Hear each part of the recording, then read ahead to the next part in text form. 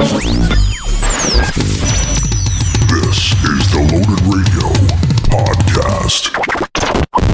Hey, it's Scott Penfold and back for another edition of the Loaded Radio Podcast. And man, thanks as always for tuning in. Really do appreciate it.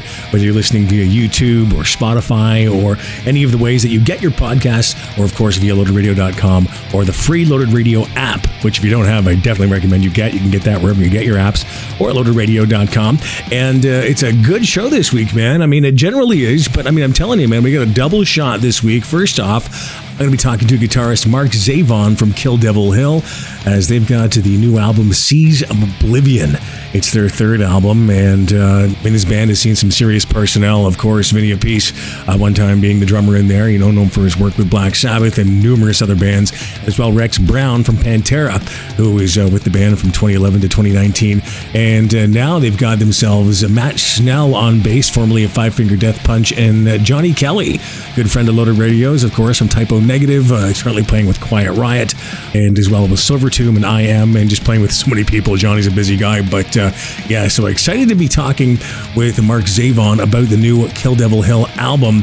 Again, it is called The Seas of Oblivion. And then in the second portion of the show, I'll be speaking with Tom Noir, who is the frontman for gothic metal band October Noir. Now, if you've not heard of these guys, I'm telling you, definitely give them a listen, especially if you're a fan of, well, of course, gothic metal, and particularly bands like Typo Negative, My Dying Bride, as these guys have been around since 2016 and are really, really encapsulating that era, I think, so well. They have a new album called Letters to Existence, arriving September 22nd. So I'm definitely looking forward to speaking with Tom Noir from October Noir in the second part of the podcast this week, okay? So without wasting any more time, let's get down to it, man. This first gentleman I have the pleasure of speaking with this week is the guitar player for Kill Devil Hill. He's been with them since their inception back in, would have been 2011 that they got together with the initial lineup of drummer Vinny Appice, formerly, of course, of Black Sabbath, Heaven and Hell and Dio, bassist Rex Brown from Pantera and Down, of course, lead vocalist Dewey Bragg, and of course, Mark himself. They've seen a few lineup changes, but still coming back strong, though. Third album, man, Seas of Oblivion. And Mark joins us now live on the podcast. Mark, thanks so much for joining us here on the Loaded Radio Podcast this week. Sure. Pleasure's all mine. Let's get into the new album, though, man, Seas of Oblivion. First off, who produced the album? It was Chris Collier, CMC Productions. He's most recently been working with Korn as their producer. But he did an amazing job. He did all the engineering, the mixing, the mastering, the whole nine yards. So the guy's kind of a one-stop shop for killer production. And I feel like it's the best production we've gotten on any of the three records we've done. I mean, it's definitely the strongest as far as sonically speaking, in my opinion. Now, is he like a real hands-on kind of a guy, or do you let you sort of do what you guys do? Or like how did it really go in the studio? He basically let us do what we wanted to do, and then he would he plays and sings, and he played guitar, drums. He's a great vocalist, so he had really good ideas to contribute. And when he felt like something was going to be a good fit, he'd mention it to us, and then we'd consider it. And most of the time, we take his advice because he's got really good advice. Yeah, but yeah, a great dude to work with, and a really cool hang too. So. He's like one of us. He's a musician, so he's like, kind of part of the team, And just in the tracks I've heard from him, I mean, the album sounds great, dude. I've heard a few tracks. I don't know if maybe it's just the songs I've heard, but this song sounds, or rather the album sounds a little heavier than previous releases. Is that something you guys set out to do? Is it just the tracks I heard? Because it sounds definitely heavier. Oh, thanks, Scott. I appreciate that. Yeah. We didn't really set out to do that. We had a bit of downtime, obviously, between the last release and this one. So we had written a lot of stuff, and, trying to decide what was going to fit and what wasn't going to fit was, kind of a tough decision at times. Mm-hmm. But we found that, there is a heavier side to it, but there's also a more diverse side, that people haven't heard yet. But I guess when the record comes out, people get a chance to check that out. But, yeah, we branched out a little bit, stylistically speaking, and it was interesting to try, new things and, try different approaches. And, but yeah, some of it, some of the stuff did come out heavier as some of our heaviest stuff. And the production obviously helps with that too. It hits a little bit harder. It hits the speakers a little harder, which isn't a bad thing. So. I gotcha. Yeah. Well, let's talk about the first single, obviously off the album, Blood in the Water. Tell me about that track, where it came from. Well, that was a riff. Basically, I'd had for a while that I'd been kicking around trying to figure out how it would work, and then Dewey and I were working together and came up with a chorus for it. A lot of times I'll have demos that I do over at my home studio, and Dewey will come over and kind of either scat vocals over it, or we'll work on melodies, or if I've got an idea, I'll run it by him and see what he thinks. And so that's kind of where we were with that. And then we came up with the chorus, and the rest of it just kind of fell together really quickly after that. I'd had the riff in my phone for 6 months at least, just sitting there. And, I didn't know, okay, well, how's it going to go? The arrangement wasn't done. But yeah, once we got together, Dewey and I got together on it, it came together really quickly. It's a cool riff, dude. It's a really great riff. So I'm glad you used it. Appreciate that. I remember I was sitting up one night and I just was like, oh, I better record this on my phone before I forget it. Because if I don't do that, I swear I forget that stuff all the time if I'm not careful. Oh, that would be the worst. And now you lead off the album with that track, right? Yeah, that is the first track on the record. Oh, it's a great way to lead it off, man. Another great track that I heard, Can't Kill Me, California. Tell me about that one. That one was co-written with a buddy of mine, Mike Duda, who is a bass player for Wasp. Yeah. He'd come over and wrote a handful of songs together. And, we've been friends for years and years. And so just kind of a natural thing to get together. He had some ideas and I was like, oh, yeah, bring them over and, we'll hash them out. And so I made my contributions and, basically that was one of the ones that we put together. So, he's got a really kind of a dark perspective on the whole California thing. And it was cool and sarcastic. So I was really into it when he ran it by me. I was like, oh, that's a cool, perspective. And so, we put that one together and a lot of fun for sure. Obviously, just looking at the lineup of the band, there has been some lineup changes. First, coming out of the gate, you guys were looked at as this sort of like a super group with Vinny being in there, and of course with Rex. Is there still a relationship there with Vinny at all, or was it just like a see you later kind of a deal? How is that? Oh, we're still friends. I mean, I don't know. We had a fly out, kind of a weekend. I don't know. It was a couple years ago, and Johnny couldn't do it, so we needed somebody to sit in. And so I called Vinny, asked him if he'd do it. And I think he considered it, but at the end of the day, he was like, I don't want to confuse the fans, make people think that I'm coming back to the band. And I understand that, but Vinny's great people, man. He's just a really good guy, an amazing drummer, a legacy guy. And, it's interesting to have gotten to play with guys that I used to go to their concerts and be in the audience as a fan. It's, kind of humbling, but at the same time, you just become friends. I mean, I remember we were out on tour one year for Halloween and he dressed up like his brother with the mustache. Did he? We were laughing so hard. Yeah, it was great. But yeah, he's a jokester. He's a lot of fun and super nice guy. And, Rex too, I mean, they're both great guys. And I'm looking forward. I'm going to see Rex next week. I think they're coming with the Pantera thing. They're going to come to LA. So go down and see him. I haven't seen him in quite a while. So why did Rex leave the band anyway? What happened there? I think that he wanted to do his solo thing. And at the time, he recorded a solo record and was still in the band. And then I think I recorded a solo record right around the same time. And, we were kind of doing our own thing. And then I guess the impression was that we would come back and finish what we'd started with the new Kill Devil Hill record. And at some point along the way, Rex decided that, he wanted to just go fully into that direction with his solo stuff and more power to him. It's great stuff. I mean, if nobody's checked it out, they should, Smoke on This. And there's more. But anyway, long story short, he decided to part ways with us and totally amicably. I mean, we're still good friends, like I said. And he's a great bass player, and I'm always going to be super grateful for what those guys brought to the band because they did Dewey and I a giant favor by putting us on the map. I mean, they did something for us that we couldn't have done on our own. They brought some credibility and credence to the band in the first two records that really has helped us out. So I'll be forever grateful for that. And those guys, their hard work and obviously their incredible skills on the record is pretty apparent. So, and getting to jam with those guys made us both better players, so that helps as well. But yeah, I think we had a lot to prove with this record. I think a lot of people kind of wrote us off after those guys weren't in the band. They're like, well, what can these guys do without the big stars in the band? And it's like, well, at the end of the day, it was always kind of Dewey and I at the center of the writing process, and like I said, we record the demos over here at my house. So a lot of it didn't change. A lot of it stayed the same. And with all the time we had on our hands, we wound up, stacking up a good chunk of songs. I mean, I think we probably got enough for another record on top of what we're putting out next month. So, there's just a lot of material. And yeah, so we're really looking forward to it. I'm really excited for people to hear what we can do. Well, I mean, you got a couple of great guys in there, with Johnny Kelly, formerly a Typo Negative. Then you got Matt Snell, formerly a Five Finger Death Punch in there too. Of course, I mean, no slouches, man. I guess how did Johnny get involved in the band? How did that happen after, I guess, Vinny left?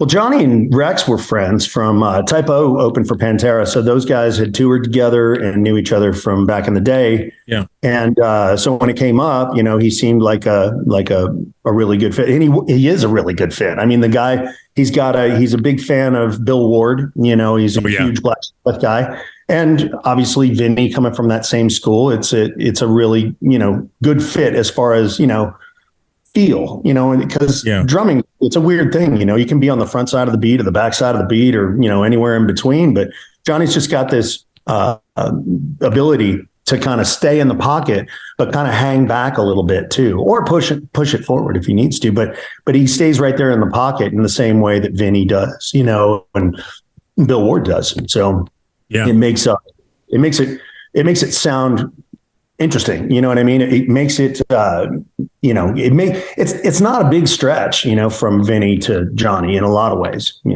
Certainly not. Johnny Kelly, I think, is a phenomenal drummer, one of my favorites too, as well as Bill Ward too. And then you got Snell from Death Punch. Yeah, he's amazing, man. That guy's a monster on the bass. He's fantastic and a great dude. We had met years ago. Dewey's known him for years, though. He used to, before Death Punch, I don't know if I'll get this story right, but before Death Punch got signed, Dewey and Matt and the guys from In This Moment all used to jam together at this public storage thing here in Los Angeles. So they've known each other for years and years. And so it was an easy call, to bring him up when we needed a bass player and ask him if he wanted to throw in with us. And so glad he did, because he's a great guy. He's a great asset. And he's not afraid to, do some business or make some phone calls or, send some emails or do some social media or whatever, he's a team player. And that's a really good thing to have on your side, especially in today's world where it's kind of DIY a lot of the time. You have to work a little harder for it. And he's not afraid of hard work. So that's a beautiful thing. Nice, man. And looking at some of the bands you guys have been on the road with, I did mention Adrenaline Mob. You guys have been out there with Cooper, Kill Switch as well. What were those experiences like? And is there anything that you really took away? Is there anything that really stands out for you when it comes to touring with those bands? Oh man, they were all great tours. Those guys, all the guys in those bands are fantastic. We had a really good time. I mean, we did the States co-headlining with Adrenaline Mob, which was a lot of fun. Yeah. Got to know those guys. Mike Orlando's a sick guitar player and a super cool guy. And got to know Mike Portnoy. Turns out we were born on the exact same day. Oh, that's awesome, dude. Yeah.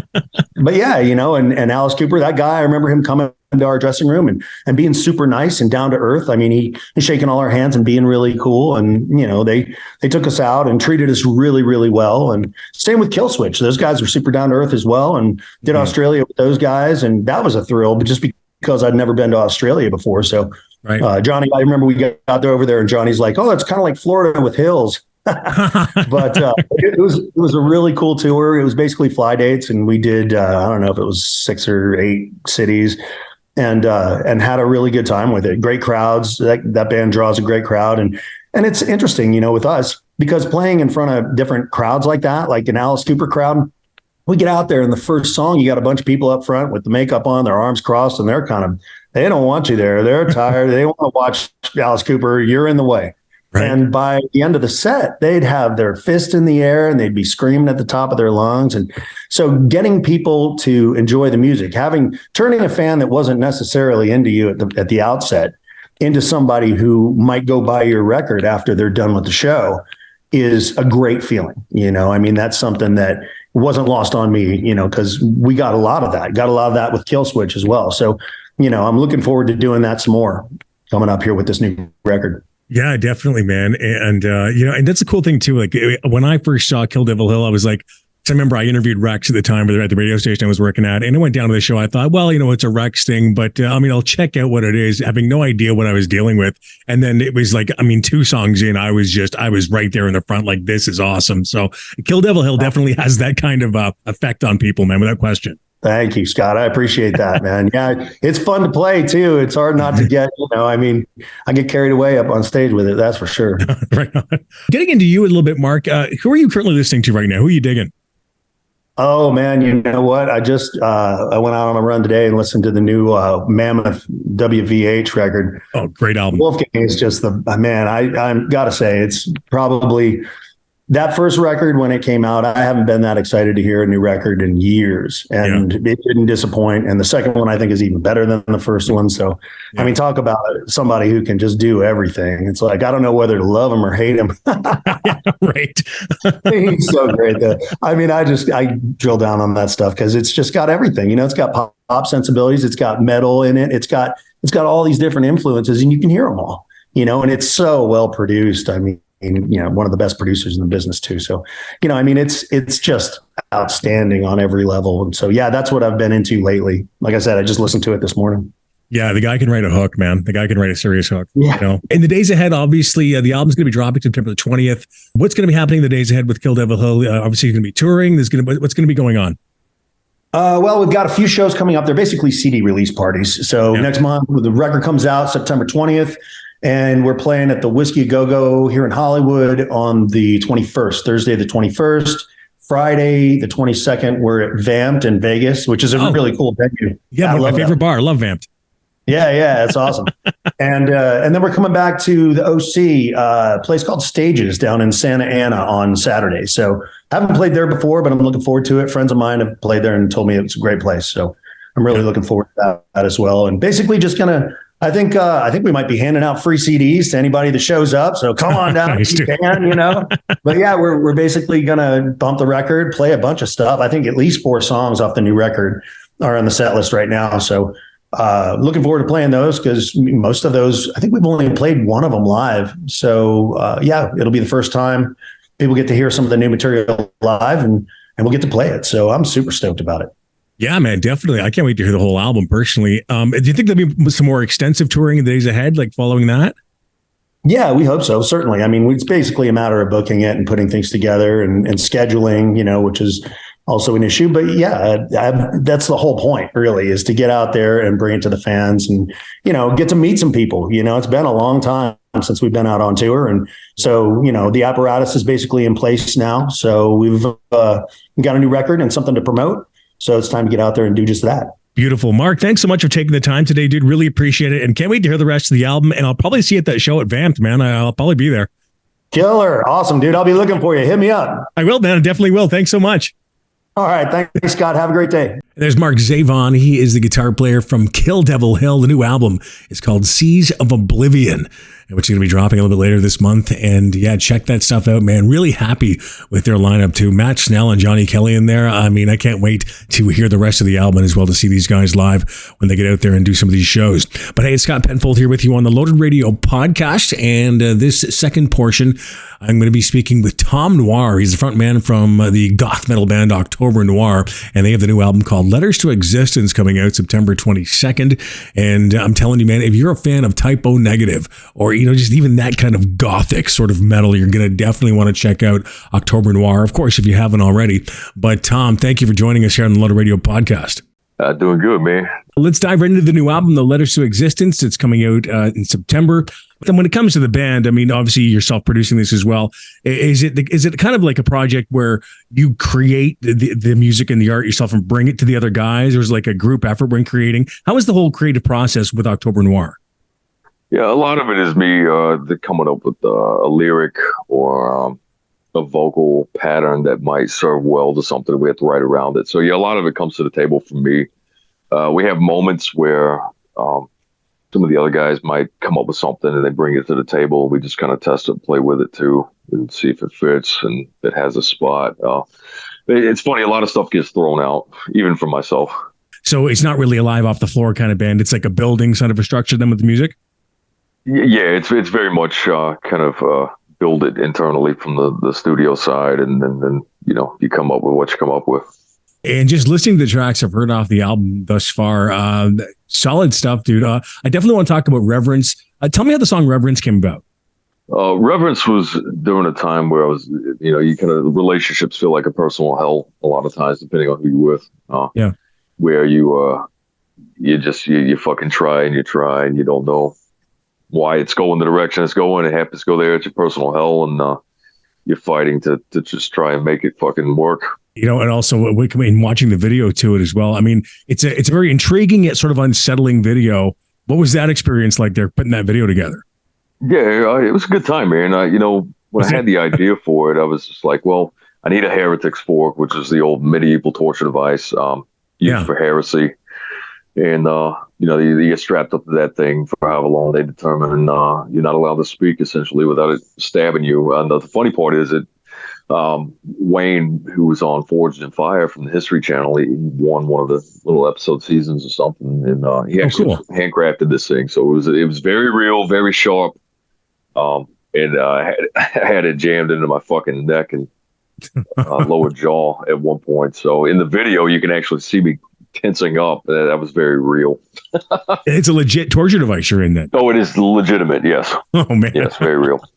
So it was cool. It aided to the effect, but the whole idea was, when I got in touch with these models to let them know what was happening, I was like, well, imagine Hellraiser meets The Matrix, and pick your outfit out that way. A lot of barbed wire as well. I noticed in the video. Tons of I wanted it to portray the control and the marionetting process, and whatnot. So definitely a badass video, man. I really like the imagery with it. Thank you.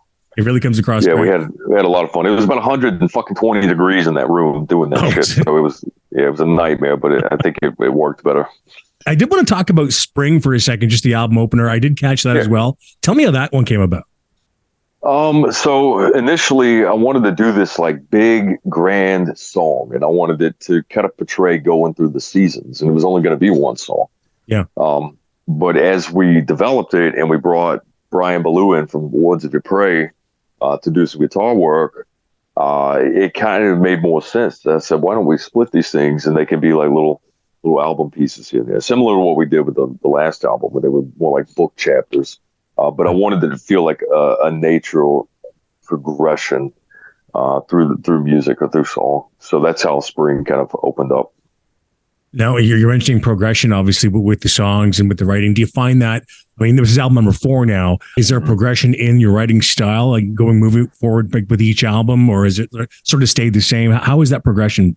Oh, no, I think for me, it's, the first album, half the album was done in these little nod moments, typo negative music and songs. Yeah. And that was kind of like the debut, just trying to figure it out, like what worked, what didn't, would anybody even be interested in this shit?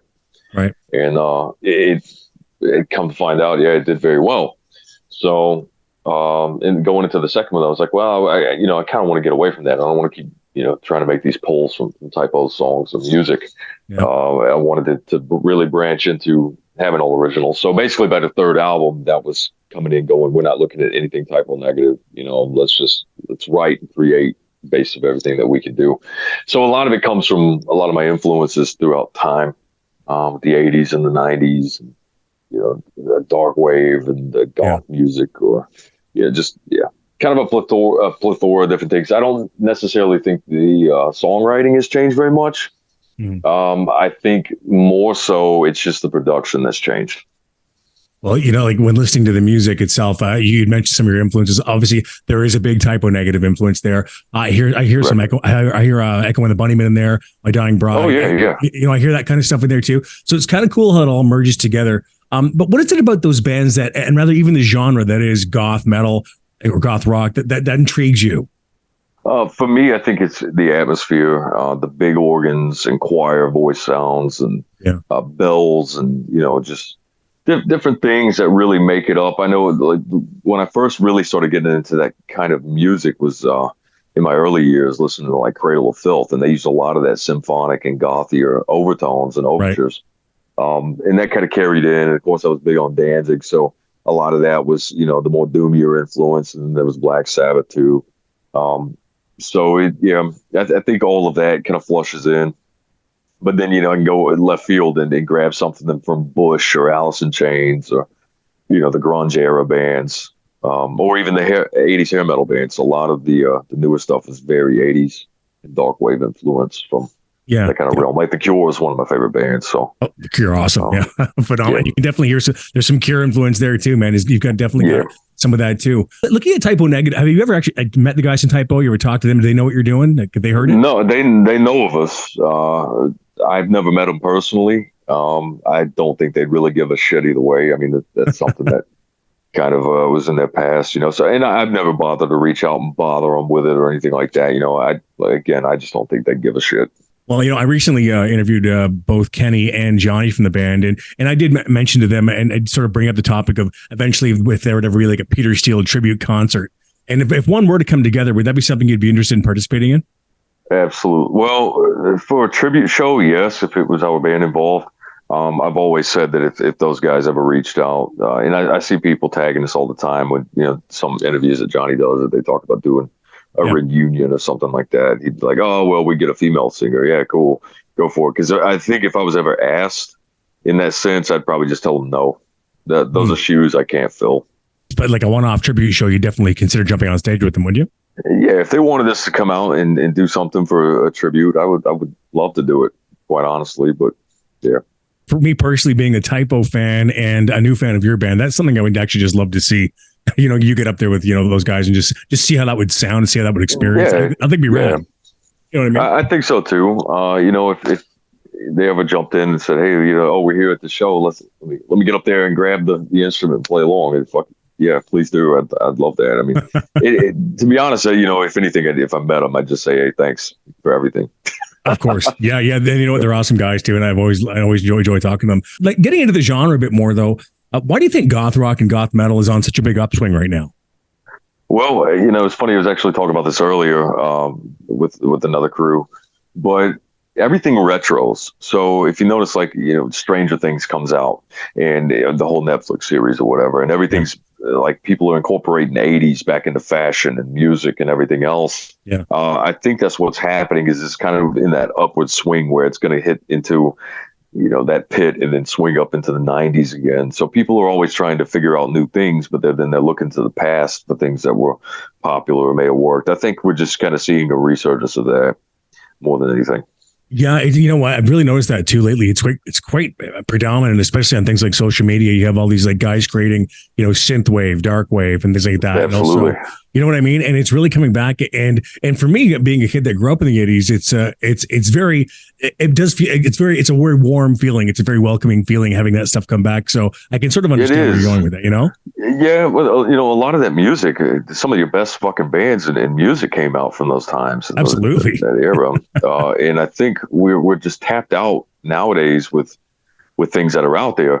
I know it's kind of one of the things that we capitalized off of with ourselves. It's like, well, there's no other band that sounds like Typo. You see all these people screaming for it, and I was like, well, fuck, technically, this is my writing. This is what I could do. Let's see what happens. And that's kind of where we came in swinging. But as far as I know, it's like we're the only fucking band in the world doing this right now. So why not? Yeah, you guys are. And, even looking at some of the covers you guys have done, man, including, of course, Love You to Death by Typo. Some phenomenal work. I like them because they're not note for note covers. You guys have made your own versions of them. But I got to admit, man, Love You to Death, that was awesome. That was really nice. Yeah, it was funny. And that's typically how I like to approach covers. I wanted something where it still retains its core sound and structure of what the original song was, because that's what made the song good. Yeah. But I do want to put that flair or that spin on it to where it does take it away from, being a direct replica. I don't like direct replicas. I'd rather just go listen to the original. Yeah. But that was also kind of my approach with the whole Love You to Death thing. I did that one by myself, and it was more of just a test to see what we could do with a Typo Negative song. Basically with who we are. I mean, there's not really any way to do it different. So I was like, well, how can I make it somewhat different? It's like, well, why don't we incorporate the live version that they played and kind of blend it and mix it into the original and just see what comes out of it. So that song initially was not supposed to be released. It was just a test thing I was fucking around with. Really? Yeah, but some people heard it and they were like, you need to fucking put this out there. So I was like, all right, well, why don't we do that? We'll just make it this big kind of tribute thing and go from there. But if you notice, we don't do any other type of covers as far as the studio side goes. We'll play them live just to give people that nostalgia. Yeah, if they're at one of our shows, we don't mind doing some live covers. But the new album, of course, I mentioned coming out September 22nd, Letters to Existence. After the album drops, big plans on the road. What are you guys going to be up to? So September 1st, we're headed off to Brooklyn and Long Island to do a couple of shows there, and then we're flying out to Phoenix. Typo Town, man. Yeah, man. Yeah, we got some people come. Pete's sister was actually supposed to be there, but I think she's got to be in Italy. Oh, okay. She's on vacation, so yeah. But yeah, we'll get some of those guys. Like I think Joey Hernandez is going to be out. He's the one that did a lot of Typo's artwork for T-shirts and their designs, which he just did one for us as well. But yeah, so we'll have that crowd that's out there. It'll be a good time. And then we'll head to Phoenix, Arizona, and do something out there. And then that following Sunday, we're going to be in LA at Whiskey A Go Go, doing a show there. And then we come back to Tennessee into Memphis by November, and we'll be there. So we're trying to keep our plate a little light right now because of this release, and then we'll kind of start building it out and putting it out there next year. We'll get on the road again. I'm going to be at that show at the Whiskey on the 15th, man. Looking forward to that. Awesome. Yeah, yes. Please come out. That's going to be awesome, dude. So I'm really looking forward to it. Tom, I can't thank you never taking the time to talk to me today, man. This has been awesome, man. And I really look forward to the show on the 15th of October. Yeah, that sounds great, man. I appreciate it. All right, there he is. That is Tom Noir, frontman for October Noir. The new album is called Letters to Existence, and that drops September 22nd. And a great podcast, man. Had a lot of fun doing this one this week. Of course, we'll be back again with a new episode next week. And if you are listening to the podcast via YouTube, by all means, please do give this podcast a thumbs up, subscribe to the channel, and all that cool stuff. Or if you are listening via Spotify or Deezer, Apple, Google, however you're listening, hey, just thanks for listening, okay? We appreciate it. Don't forget, check out loadedradio.com for all your hard rock and metal news. That's updated constantly 24/7 with all the latest hard rock and metal news. We have the live 24-hour stream going on there for you too, featuring live personalities and specialty shows. Don't forget, download the Loaded Radio app, which is completely free. Get that wherever you get your apps, or at loadedradio.com, which has past episodes of this very podcast, and all the news and info, and the stream is all right there for you too. Once again, I'm Scott Penfold, wrapping up another edition of the Loaded Radio podcast. I'll talk to you again next week. Loaded Radio.